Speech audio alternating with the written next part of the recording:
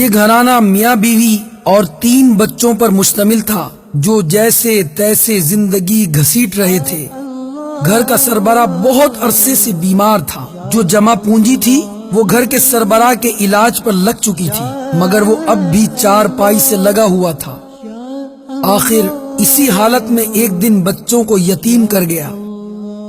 ماشاء اللہ، پڑوسیوں نے سنت کی ادائیگی کرتے ہوئے ایک دن تو کھانا پیش کیا اور مزید 2 دن اور ان کی خدمت کی، مگر بعد میں اپنے کام کاج اور اپنی مصروفیت کی بنا پر اس گھرانے کو سب بھول گئے۔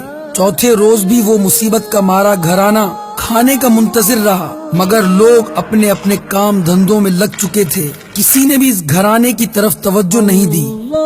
جب بھی قدموں کی چاپ آتی، انہیں لگتا کوئی کھانے کی تھالی اٹھائے آ رہا ہے، مگر کسی نے بھی ان کے دروازے پر دستک نہ دی۔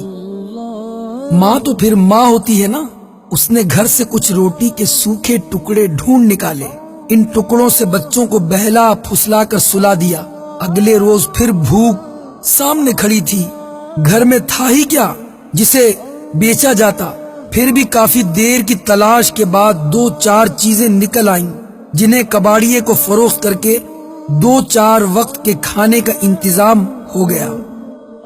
جب یہ پیسے بھی ختم ہو گئے تو پھر جان کے لالے پڑ گئے۔ بھوک سے نڈھال بچوں کا چہرہ ماں سے دیکھا نہ جاتا۔ 7ویں روز بیوہ ماں خود کو بڑی سی چادر میں لپیٹ کر محلے کی پرچون کی دکان پر جا کھڑی ہوئی۔ دکاندار دوسرے گاہکوں سے فارغ ہو کر اس کی طرف متوجہ ہوا۔ خاتون نے ادھار پر کچھ راشن مانگا تو دکاندار نے نہ صرف انکار کیا بلکہ 2-4 باتیں بھی سنا دیں۔ اسے خالی ہاتھ ہی گھر لوٹنا پڑا۔ ایک تو باپ کی جدائی کا صدمہ اور اوپر سے مسلسل فاقے۔ 8 سالہ بیٹے کی ہمت جواب دے گئی اور وہ بخار میں مبتلا ہو کر چارپائی پر پڑ گیا۔ دوا دارو کہاں سے ہو، کھانے کو لقمے ہی نہیں تھے۔ چاروں گھر کے ایک کونے میں دب کے پڑے تھے۔ ماں بخار سے آگ بنے بیٹے کے سر پر پانی کی پٹیاں رکھ رہی تھی، جبکہ 5 سالہ بہن اپنے ننھے منھے ہاتھوں سے بھائی کے پاؤں دبا رہی تھی۔ اچانک وہ اٹھی، ماں کے پاس آئی اور کان سے منہ لگا کر بولی، اماں بھائی کب مرے گا؟ ماں کے دل پر تو گویا خنجر چل گیا۔